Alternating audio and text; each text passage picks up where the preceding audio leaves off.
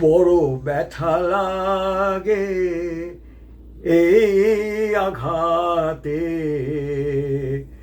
শুভেন্দুর থাপ্পড়ে বাম ইসলাম কাঁদে।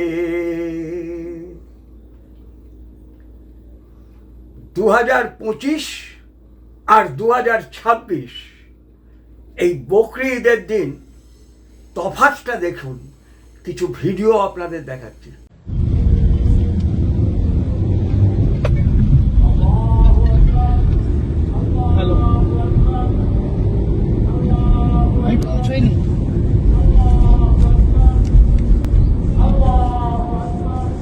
কোনখানটা আছে?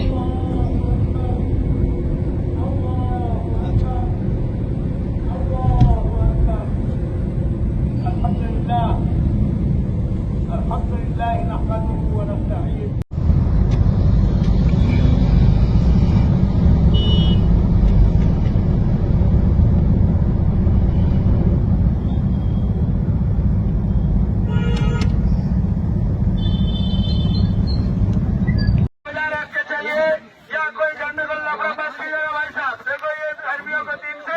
आप लोग का कोई गंडगोल भागना नहीं चाहते। शांति का इस्लाम शांति का वादा देता है। आप लोग सब भागा हो जाइए, अपना अपने रास्ते में चलते रहिए। ये खाली कर दीजिए भाई साहब, झगड़ा मत कीजिए, झगड़ा लड़ाई ये नहीं चलता है। দেখলেন 2025 আর 2026-এর ঈদ। আজকে চলে যান রেড রোডে, আজকে রেড রোডে যান, দেখবেন গাড়ি অন্যদিনও যেভাবে যাতায়াত করে আজকেও সেইভাবে যাতায়াত করছে। চলে যান ক্যানিং স্ট্রিট, চলে যান জাকারিয়া স্ট্রিট, ওই নাকোদা মসজিদের সামনে দেখবেন গাড়ি সপ্তাহে অন্য কদিন যেভাবে যাতায়াত করছে আজকেও ঠিক সেইভাবেই যাতায়াত করছে। হ্যাঁ, এটাই তো হওয়া উচিত। হিন্দুদের পরবে যেরকম এইটা হবে, মুসলমানদের পরবেও ঠিক এইটা একই জিনিস হবে। হিন্দুদের পরবেও রাস্তা আটকাবে না, মুসলমানের পরবেও রাস্তা আটকাবে না। এটাই তো দেশ, এটাই তো দেশ, এটাই তো দেশের আইন।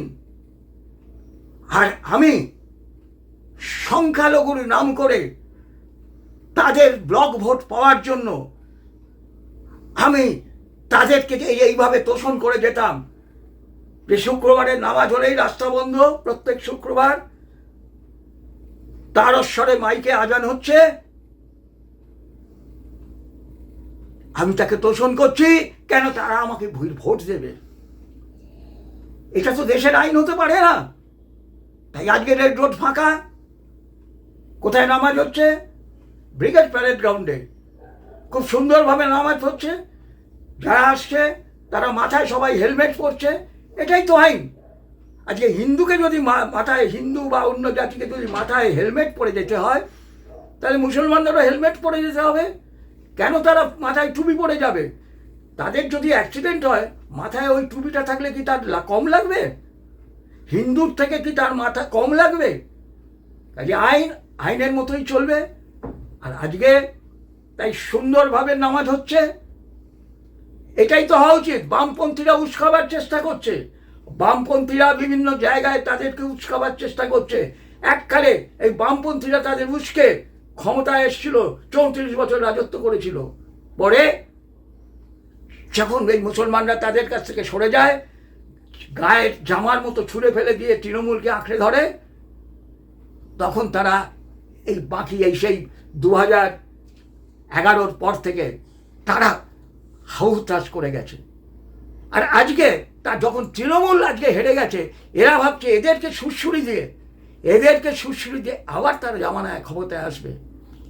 তাই হিন্দুদের বলছি, সতর্ক থাকবেন, কিন্তু প্রচণ্ড সতর্ক থাকবেন। বা ভুলেও বামপন্থীদের ওই এর জালে পা দেবেন না, কিন্তু যে জালে পা দিয়ে 34 বছর বাঙালি শেষ হয়ে গেছে। আগে আমরা কি দেখতাম? এই টালিগঞ্জ অঞ্চলে এই বকরি ঈদের দিন কল খুললে লাল জল বেরোতো। আজকে বেরোচ্ছে? কল খুললে লাল জল বেরোচ্ছে? ঢাকার রাস্তায় জানি, ঢাকার রাস্তাগুলো আজ রক্তে স্নাত হয়ে যাবে। আমাদের কিছু করার নেই। আমাদের গান্ধী বাবার দৌলতে আমরা আমাদের পূর্ববঙ্গকে হারিয়েছি। কিন্তু এবং আজকে দেখবেন না কল খুললে লাল জল পড়ছে। যেটা গতবার পর্যন্ত পড়তো। দেখবেন না যত্রতত্র ওই বকরি ঈদের পবিত্র ঈদের নামে তাদের ওই কসাইখানা টেম্পোরারি তৈরি হয়ে গেছে, আর সেখানে উল্লাস হচ্ছে। ওই চেতলা অঞ্চলে দেখবেন না রবীন্দ্রনাথ ক্লাবের কাছে ওই কয়েকশো গরু আর উট দাঁড়িয়ে আছে, কাটা হচ্ছে, উল্লাস হচ্ছে। সব বন্ধ হয়ে গেছে, সব বন্ধ হয়ে গেছে। সব আইন মেনে হচ্ছে, যা হবে আইন মেনে হবে। 1950 সালের আইন, মনে রাখবেন, আইন কিন্তু হচ্ছে 1950 সালের আইন। সেই আইন দিনের পর দিন ভঙ্গ করেছিল কারা? যারা এই আইন তৈরি করেছিল, যারা এই আইন তৈরি করেছিল তারাই আইন ভঙ্গ করেছিল। রক্ষকরাই তারা ভক্ষক হয়েছিল। কোর্ট সাময়িক একটা অর্ডার দিত, কোনো অ্যাকশন হতো না, নো অ্যাকশন, এবং কোর্ট কোনো ফলো আপ কিছু করতো না, কারণ ক্ষমতা ছিল না কোর্টের। প্রশাসন তাকে দাবিয়ে রাখত। আজকে সব পরিবর্তন হয়ে গেছে। আজকে জাতীয় পতাকা উঠছে, আজকে প্যালেস্টাইনের পতাকা কিন্তু উঠছে না, বা অন্য কোনো জায়গার পতাকা উঠছে না, আজকে জাতীয় পতাকা উঠছে। তাই ভাবি যে 47 সালের আগে যারা পাকিস্তানের পক্ষে ভোট দিয়েছিল 99%, তারাই আজকে জাতীয় পতাকা তুলছে। সব কিছুকে কিন্তু জানবেন, সব কিছু কিন্তু ঠিকঠাক নয়। আলতাকিয়া বলেও একটা জিনিস আছে, পবিত্র গ্রন্থে 3/18 আছে। সব কিছু ব্যাপারে সচেতন থাকবেন, মনে রাখবেন না, ভুলে যাবেন না। রাতারাতি কেউ পাল্টে যায় কেন? এই বামপন্থীরা কিন্তু তাদের পেছনে আছে। বামপন্থীরা দিনের পর দিন তাদের উস্কে যাবে, তাদের ভোটের, তাদের সেই পুরনো ভোটের রাজনীতিতে ফিরে যেতে। তাই জাতীয়তাবাদীদের বলছি যে আজকে হয়তো ভাবছেন না সব ঠিক হয়ে গেছে, সব কিন্তু ঠিক হয়ে যায়নি। আগামী 5 বছর পরেও কিন্তু আবার ভোট হবে। তাই এমন কিছু করবেন না, এমন কিছু করবেন না। ক্ষমতা পেয়েছেন বিজেপি, কিন্তু মনে করবেন এমন কিছু করবেন না, এমন কিছু গান্ধীগিরি করবেন না যে হিন্দু হতাশ হয়ে আবার সেই দিকে চলে যায়, হিন্দু হতাশ হয়ে ওই দিকে চলে যায়। আজকে বকরি ঈদের দিন সব কিন্তু পাল্টে গেছে। তাই সাধুবাদ জানাই শুভেন্দু অধিকারীকে, সাধুবাদ জানাই এই সরকারকে, যে আইনকে তারা কঠোরভাবে প্রয়োগ করেছে। এই আইন সর্বত্র একইভাবে প্রয়োগ হবে। প্রত্যেক শুক্রবার একইভাবে নামাজ পড়া হবে। প্রত্যেক শুক্রবার যারা মসজিদে আসবে তারা মাথায় হেলমেট পরেই আসবে। হেলমেট রেখে মসজিদে ঢোকার আগে তাদের অবশ্যই অধিকার আছে তাদের ধর্মীয় টুপি পরার, কিন্তু রাস্তায় যতক্ষণ থাকবে ততক্ষণ হেলমেট পরেই থাকতে হবে। সেটা যেদিনই হোক না কেন, সপ্তাহের যেদিনই হোক না কেন, মা ফ্লাইওভারে আর রাত্রির বেলায় হেলমেট ছাড়া আর ওইভাবে বাইক রেস করা যাবে না। এবার আমি আপনাদের ওই জানোয়ার জ্যোতি বোস থেকে আরম্ভ করে আর আজকের শুভেন্দু অধিকারী পর্যন্ত মুসলমানদের সঙ্গে কে কিরমভাবে ডিল করেছিল তার কিছু উদাহরণ আমি আপনাদের সামনে তুলে ধরছি। এই জ্যোতি বসু বাংলাদেশ সৃষ্টি হওয়ার পরে সেখানে যারা আল বদর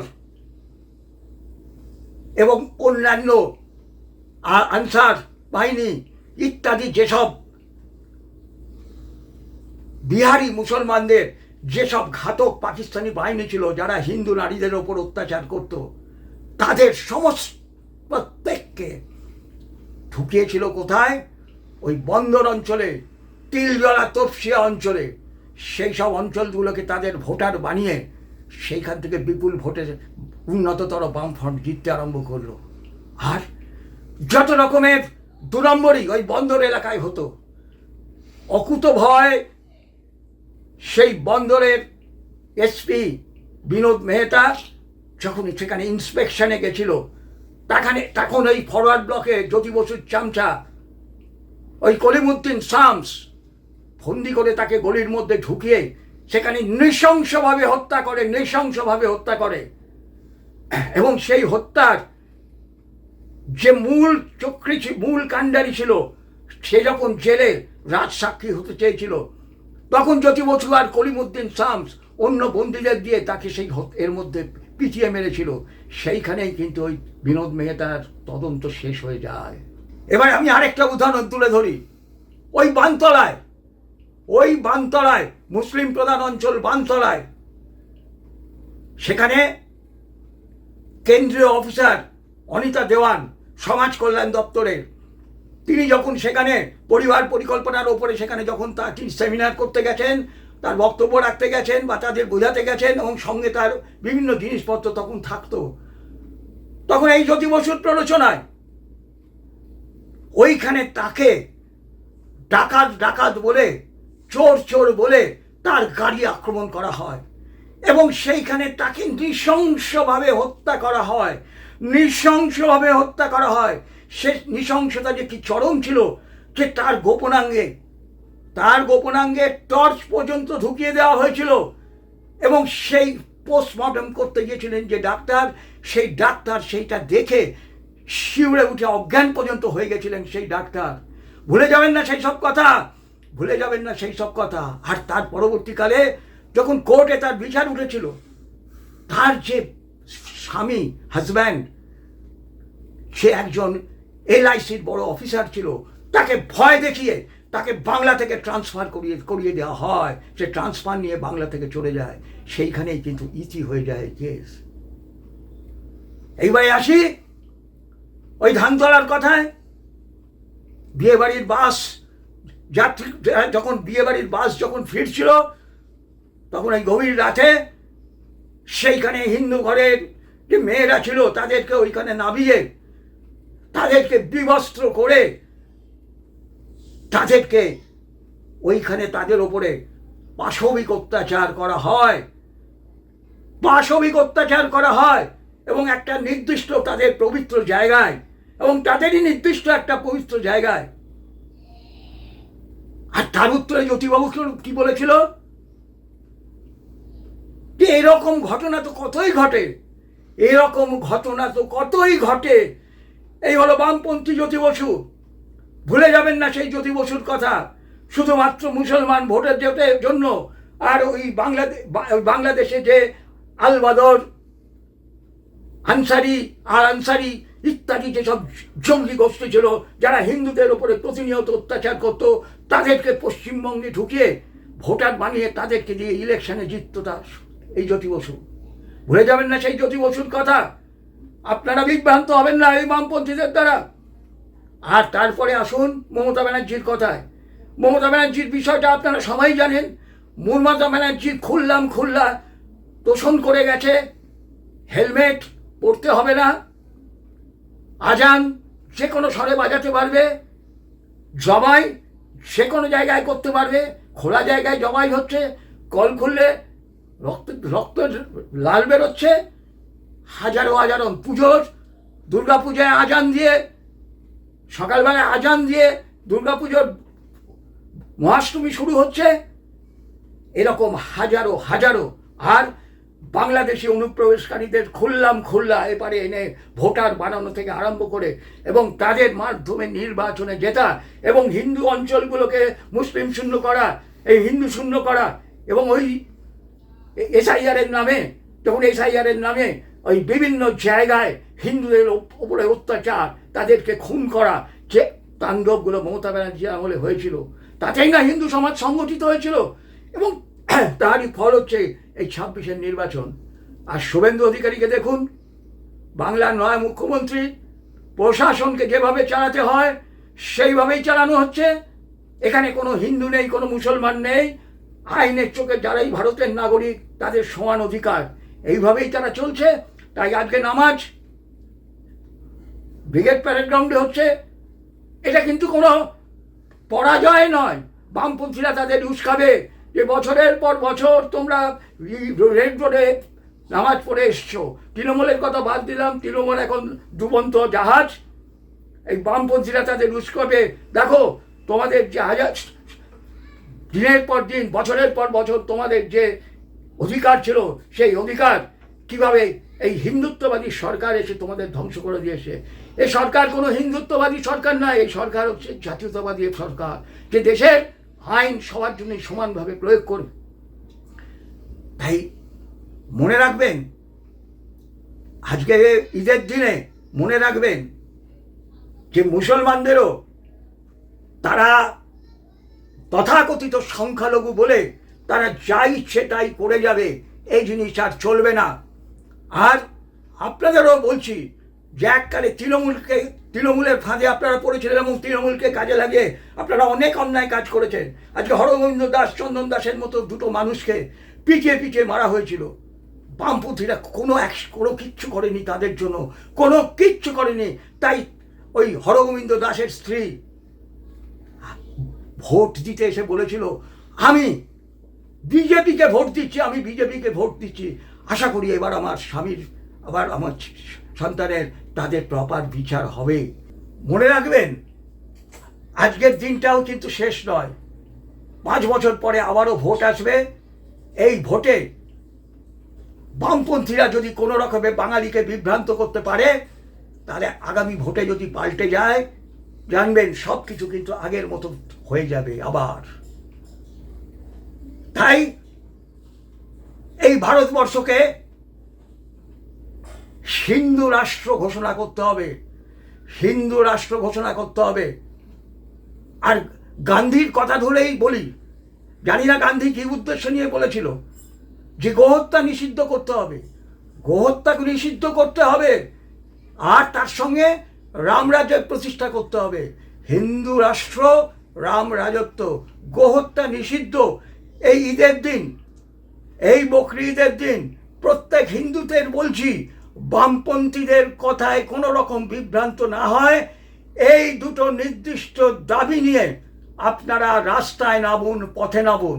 পথেই এবার নবসাথী, পথেই হবে পথ চেনা, পথেই হবে দেখা, পথেই হবে দেখা।